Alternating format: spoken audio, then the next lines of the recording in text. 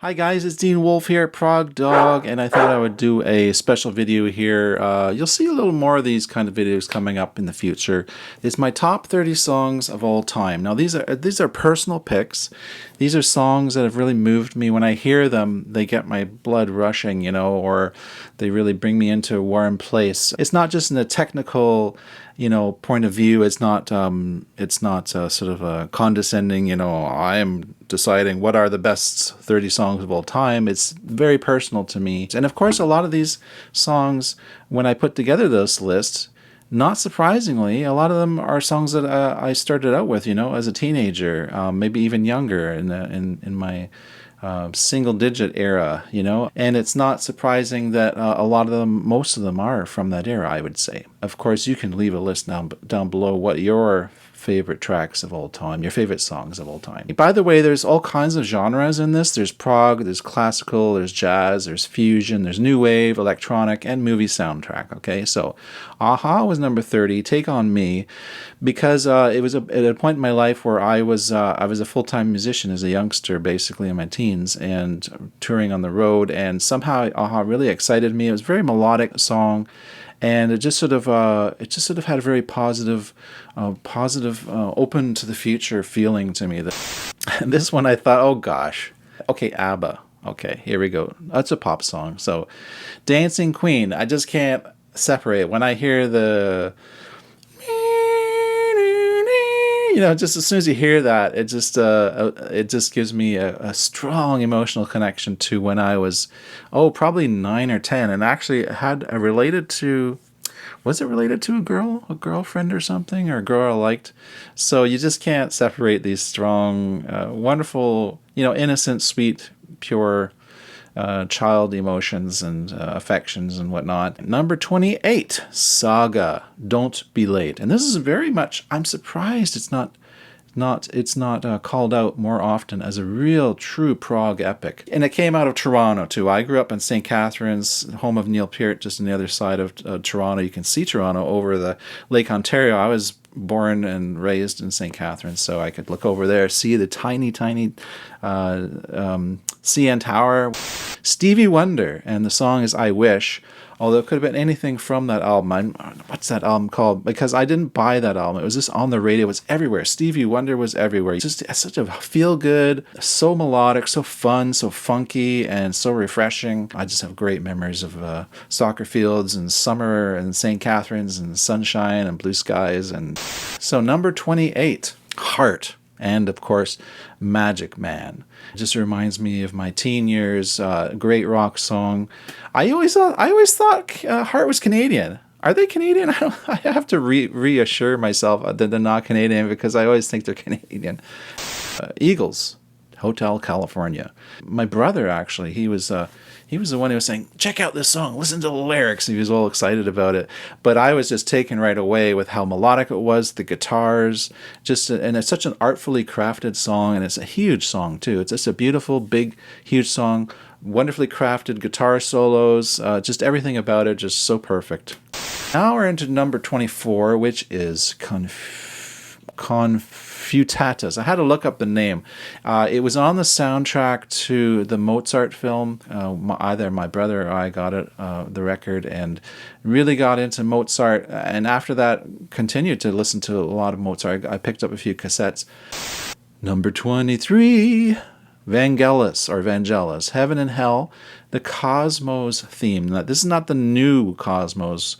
It's the classic of 1980. It came out on PBS, and it was hosted by none other than Carl Sagan. Now 22, Van Halen, Panama. Yeah, that was just for me a hugely inspiring song. Really wanted me to get into playing more kind of metal-y kind of guitar, and getting that kind of Van Halen sound. I really liked his sound. Party hardy kind of band, you just crank it up. It's just as a teenager, of course, you couldn't beat that. Number 21, Staying Alive by the Bee Gees. Again, it's a romantic thing. I was young. I was a single digit And I think my first kind of inkling of having a crush on someone who was across the lane in the townhouses we lived in. I kind of liked this girl, and I remember I bought this album. I liked Staying Alive. Classic album of the 70s. Even today, my kids really love it. I hear my kids singing, Staying Alive, Staying Alive. The Police. I had to have a Police song here, of course. I think there could have been other songs. I nailed it down to Walking on the Moon. It just has all the essence of what the Police are to me. That song has everything. Number 19 is a jazz fusion Pat Metheny group, and the song is Minuano 6/8. Again, I had to look up the name of the song. We had the album in our house. My brother and I were roommates at the time, and we played that thing to death. And I just love how melodic it is, how it's so complex and yet so natural. Number 18, Orpheus by David Sylvian. David Sylvian is one of my favorite dudes. I love his music. I love he has a lot of dark music, dark and beautiful, dark and mysterious. His voice is like velvet. You know, I love his voice. It's so... That, which brings us to number 17, Japan. And I picked Gentlemen Take Polaroids. Japan was a band that I discovered in my teens. I forget how. I think it was another roommate, introducing it again. That's the great thing about being roommates, and you all share a stereo. Everyone's got their own albums there, and we can all learn about other music. And I learned about Japan and Sylvian, I'm pretty sure, through him. Wolfe by Nash The Slash. He's kind of like a one-man show. Gary Newman, he discovered him in a bar when Nash The Slash was playing a set, and Gary Newman was scheduled to do a tour. He had already a band lined up to do the opening slot, and he did the unthinkable because he doesn't like to do this, but he just had to fire that band because they were not the right band. He wanted Nash The Slash, and so he immediately got Nash The Slash.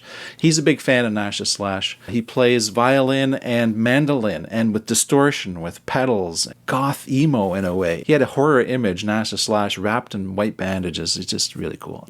Now, number 15, here we go to some jazz fusion. 5G on the Bruford album. 2 solo albums. We had one of them, and 5G, I just love that bass line and just so inspiring, and being introduced to Alan Holdsworth. Number 14, Steve Hackett, solo album, Clocks, The Angel of Mons. And that is an instrumental song, and I many times cranked that song up so loud. I was rumbling the foundations of our townhome that we lived in London, Ontario at the time. Sorry, I skipped this one, so I'm just plugging it in. Number 13 is U2, The Unforgettable Fire, probably the peak of U2. I think this, and perhaps Joshua Tree, and maybe one other album later on was also a kind of a peak, but I think they didn't get any better than this one. Number 12, Peter Gabriel. And the song I chose was Shock the Monkey, because it was so forward-thinking, so kind of radical in a way, and still melodic and poppy, and fun. I just thought it was such a cool tune, even though Shock the Monkey doesn't sound like something that's fun. I mean, he's making some serious commentary, I guess, on animal testing and whatnot.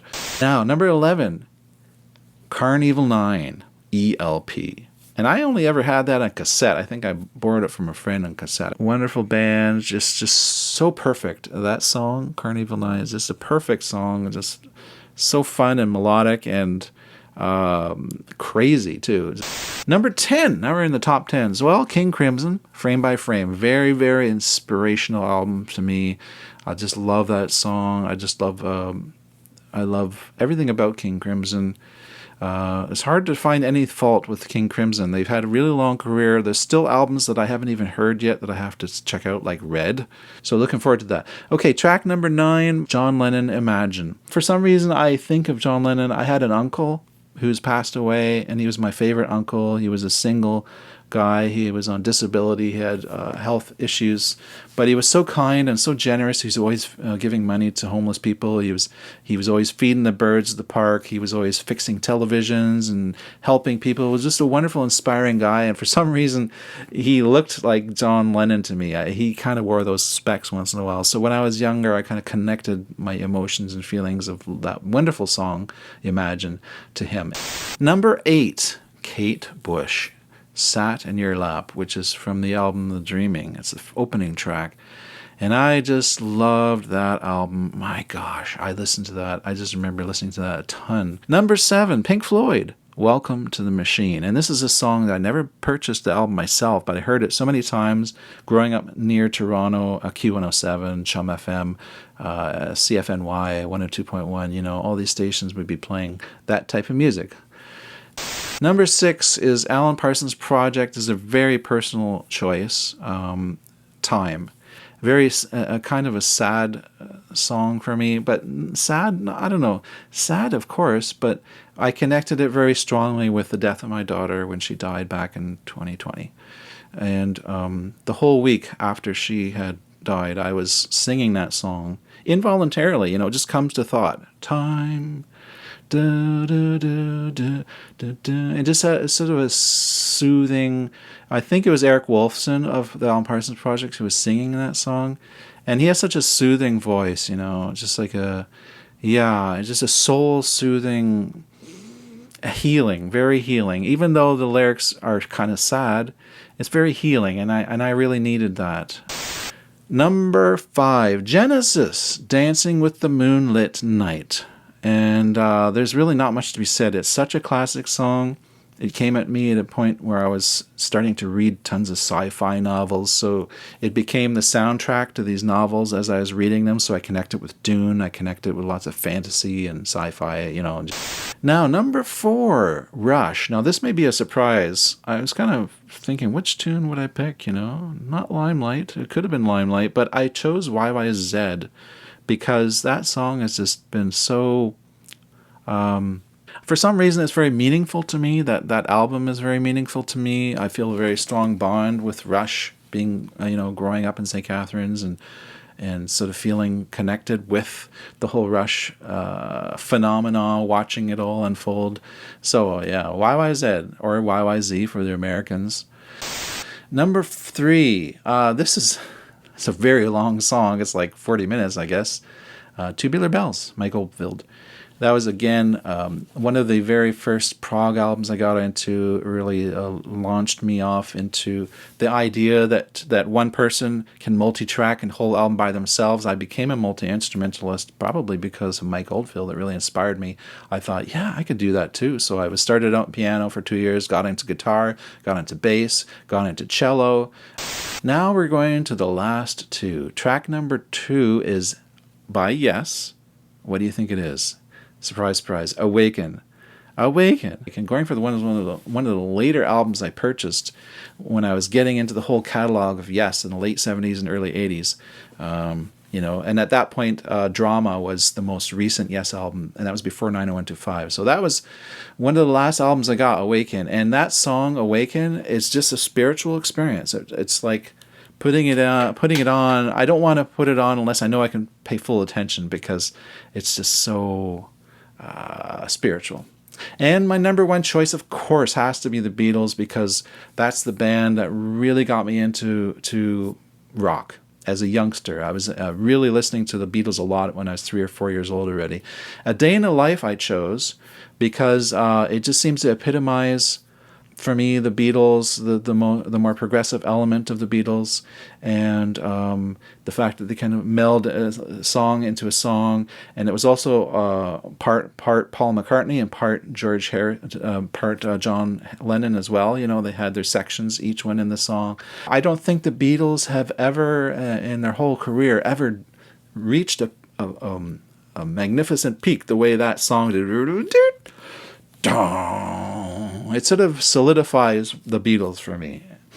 And now my honorable mentions. Lateralis by Tool. That's definitely one of my favorite all-time songs. And it's one of the newer ones. John Williams, Star Wars, the theme to A New Hope. When Star Wars came out in 1977, My brother, I think it was my brother who went and bought the album. It's a double album, and it's some fantastic music. It's just wonderful. And of course the theme, there's just so much emotion as soon as you hear the Star Wars theme, because Star Wars just turned our lives upside down in a good way. Hans Zimmer, I got 2 tracks of his. One's Dream is Collapsing. So it's from the film Inception. There it is. Dream is Collapsing. And also Hans Zimmer, Cornfield Chase. Yeah, I just love Hans Zimmer. Hans. Yeah, Hans. All right, Hans. Good stuff, yeah. Good stuff, yeah. The soundtracks are fantastic. There's just perfect marriage between his music and Christopher Nolan. The music became part of the film so strongly. It's just so, of course it does, I mean naturally, but for some reason there's just such a perfect marriage between those two working together. Just fantastic stuff. So that's it. That's a wrap. Prog Dog and Sharky, we were saying so long, and thanks for checking this out. Progdog.ca is my Progdog blog, where I'm going to print out and have links to all of this music, and also I'll put a link to the Spotify playlist. I've programmed a playlist of all this music. I better double check it's up to date there. Spiraling Out, Dean. Talk to you all later, and consider Patreon if you haven't. Patreon for $3 a month. Bye bye now.